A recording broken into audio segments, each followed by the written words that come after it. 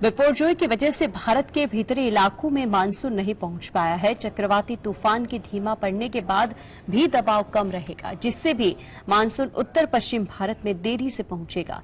क्या बिपरजॉय की बजाय ये मानसून में होगी देरी? देखते स्पेशल रिपोर्ट अंदर की बात में।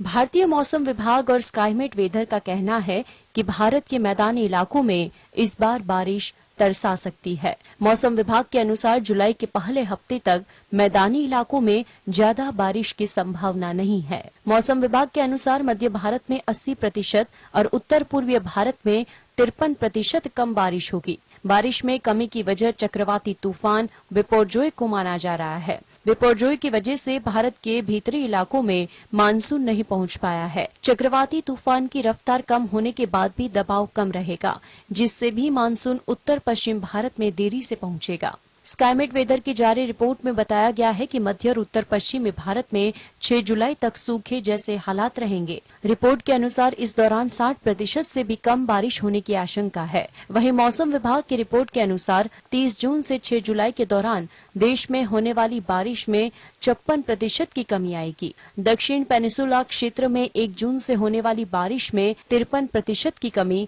दर्ज की गई है। Bureau report, GSTV। मौसम विभाग के मुताबिक बिपरजॉय 13 जून 2023 को रात 2:30 बजे पूर्वोत्तर और आसपास के पूर्व मध्य अरब सागर में पोरबंदर से लगभग 290 किलोमीटर दक्षिण पश्चिम में और जखाऊ बंदरगाह से 360 किलोमीटर दक्षिण पश्चिम में केंद्रित था, जो अब तेजी से आगे बढ़ रहा है। जाने गुजरात तट के कितने करीब आ चुका है बिपरजॉय चक्रवात, देखते इस रिपोर्ट में।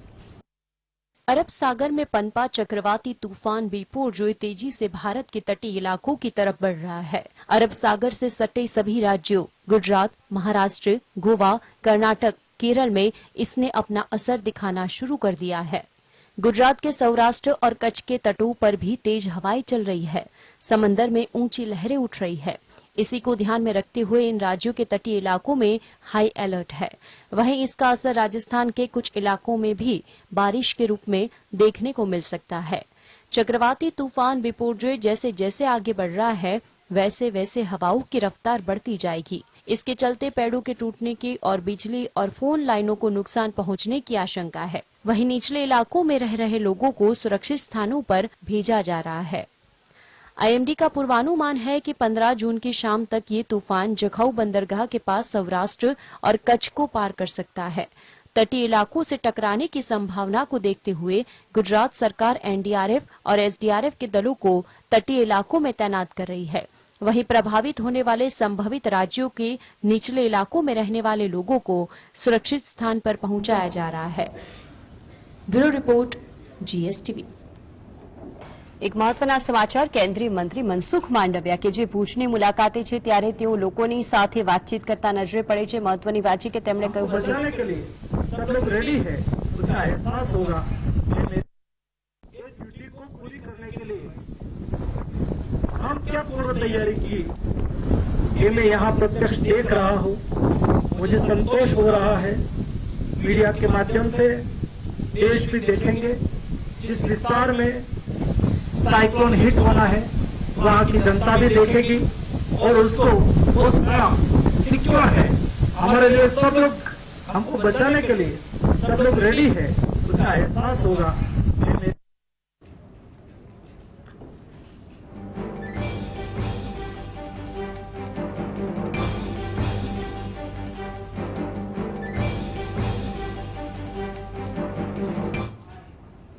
अक्सर अपने विवादित बयानों की वजह से चर्चा में रहने वाले मौलाना तारिक जमील का नया बयान वायरल हो रहा है, जिसमें मौलाना जन्नत में मिलने वाली शराब के बारे में बता रहे हैं। क्या है ये पूरा मामला, आइए देखते हैं। पाकिस्तान के मौलाना तारिक जमील का एक और बयान सोशल मीडिया पर वायरल हो रहा है, जिसमें वह जन्नत में शराब के 3 दर्जा के बारे में बता रहे हैं। इससे पहले मौलाना ने जन्नत में हूरों के बारे में विवादित बयान दिया था, जिसके बाद उन्हें सोशल मीडिया पर जमकर ट्रोल किया था। मौलाना को वायरल वीडियो में कहते हुए सुना जा सकता है कि जन्नत में शराब पीने के 3 दर्जे होते हैं। पहले दर्जे में लोग खुद के हाथों से शराब निकाल कर पीते हैं, यह सबसे निचला स्तर होता है। दूसरे दर्जे में शराब परोसने के लिए नौकर, पत्नी, हूरे और फरिश्ते होते हैं और तीसरे दर्जे में आने वालों को अल्लाह खुद शराब पिलाते हैं। मौलाना यही नहीं रुकता है और आगे दावा करता है कि अगर इस धरती पर लोग शराब को ना कर दे तो जन्नत में खुद अल्लाह उन्हें शराब पिलाते हैं। इसके साथ इमरान खान के कट्टर समर्थक इस मौलाना का दावा है कि अगर जन्नत की शराब से लगी उंगली को धरती की ओर कर दिया जाए तो सारी कायनात में खुशबू फैल जाएगी। इससे पहले उन्होंने दावा किया था कि जन्नत की हुरें एक नहर से पैदा होती है और उनकी लंबाई 130 फीट होती है। Bureau report, GSTV। खुदरा महंगाई दर में फिर गिरावट आई है। मई महीने के लिए खुदरा महंगाई दर घटकर 4.25% पर जा पहुंची है, जो अप्रैल में 4.70% रही थी। यह लगातार चौथा महीना है जब खुदरा महंगाई दर में गिरावट आई है। आम लोगों को महंगाई से कितनी मिलेगी राहत, देखते रिपोर्ट अंदर की बात में। खुदरा महंगाई दर में फिर गिरावट आई है। मई महीने के लिए खुदरा महंगाई दर घटकर 4.25% पर जा पहुंची है, जो अप्रैल में 4.17% रही थी। यह लगातार चौथा महीना है जब खुदरा महंगाई दर में गिरावट आई है। खुदरा महंगाई दर में कमी से सबसे ज्यादा राहत उन लोगों को मिल सकती है जो महंगी EMI से परेशान है। आने वाले दिनों में सस्ते कर्ज की उम्मीद बढ़ने लगी है। RBI ने 2023-24 वित्त वर्ष के लिए खुदरा महंगाई दर 5.1% रहने का अनुमान जताया है, जबकि अप्रैल से जून तिमाही में 4.6% रहने का अनुमान जताया है। लेकिन मई में खुदरा महंगाई दर 4% के करीब आ पहुंची है और यह सिलसिला जारी रहे तो अगस्त 2023 में जब RBI की मॉनेटरी पॉलिसी कमेटी की बैठक होगी तो उसमें राहत की उम्मीद भी की जा सकती है। बीते वर्ष मई 2022 में खुदरा महंगाई दर 7.4% रही थी। खाद्य महंगाई दर में भी बड़ी गिरावट आई है और ये 3% के नीचे जा पहुंची है। मई में खाद्य महंगाई दर घटकर 2.91% पर आ गई है, जो अप्रैल 2023 में 3.84% रही थी, जबकि मई 2022 में खाद्य महंगाई दर 7.97% रही थी। Bureau report, GSTV।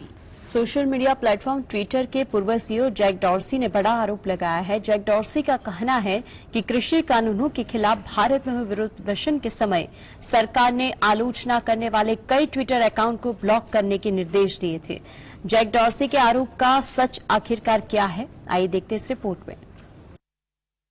Social media platform Twitter के पूर्व CEO जैक डॉर्सी ने बड़ा आरोप लगाया है।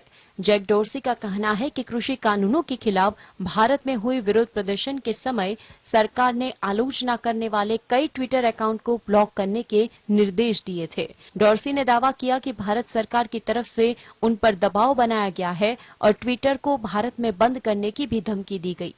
एक यूट्यूब ने ट्विटर के पूर्व CEO जैक डॉर्सी का इंटरव्यू किया। इस दौरान उनसे कई सवाल पूछे गए। इन्हीं सवालों में एक सवाल ये था कि क्या कभी किसी सरकार की तरफ से उन पर दबाव बनाने की कोशिश की गई। इसके जवाब में डॉर्सी ने बताया कि ऐसा कई बार हुआ है और डॉर्सी ने भारत का उदाहरण दिया।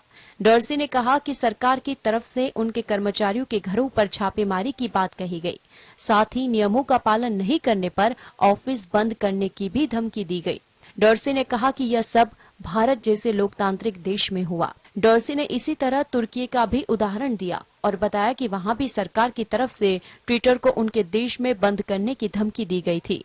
डॉर्सी ने कहा कि तुर्की में उनकी कंपनी ने सरकार के खिलाफ कई मुकदमे लड़े और जीते भी। Bureau report, GSTV। डॉर्सी ने एक इंटरव्यू में कहा कि भारत में किसान आंदोलन के दौरान ट्विटर हैंडल्स को ब्लॉक करने की कई सिफारिशें की गई। इसमें ऐसे पत्रकार शामिल थे जो सरकार की आलोचना कर रहे थे। इस दौरान धमकी दी गई कि हम भारत में ट्विटर को बंद कर देंगे, हम आपके अधिकारियों के घरों पर छापेमारी करेंगे। भारत सरकार ने क्या किया, आरोप पर पलटवार, आइए देखते इस रिपोर्ट में। ट्विटर के पूर्व CEO जैक डॉर्सी के किसान आंदोलन को लेकर किए गए दावे पर सियासी घमासान मच गया है।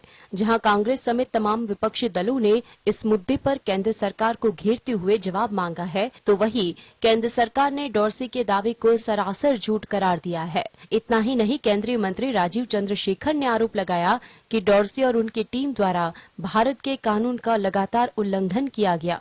इलेक्ट्रॉनिक्स एवं सूचना प्रौद्योगिकी राज्य मंत्री राजीव चंद्रशेखर ने जैक डॉर्सी के आरोपों पर पलटवार किया। उन्होंने इसे सरासर झूठ करार दिया। राजीव चंद्रशेखर ने कहा कि ट्विटर शायद अपने सबसे संदिग्ध दौरे के झाड़ने को प्रयास कर रहा है। उन्होंने कुछ ट्रूथ और फैक्ट भी शेयर किए। डॉर्सी और उनकी टीम द्वारा बार बार भारत के कानून का लगातार उल्लंघन हो रहा था। उन्होंने 2002 से 2022 तक कानून का पालन नहीं किया। उन्होंने दावा किया कि एक संप्रभु राष्ट्र के रूप में भारत को यह सुनिश्चित करने का अधिकार है कि भारत में काम करने वाली सभी कंपनियां उसके कानूनों का पालन करें। भारत में सक्रिय सभी प्लेटफॉर्म के लिए हमारी सरकार की नीतियां स्पष्ट है। इंटरनेट सुरक्षित, भरोसेमंद और जवाबदेह रहे, यह सुनिश्चित करने के लिए कानूनों का अनुपालन जरूरी है। Bureau report, GSTV।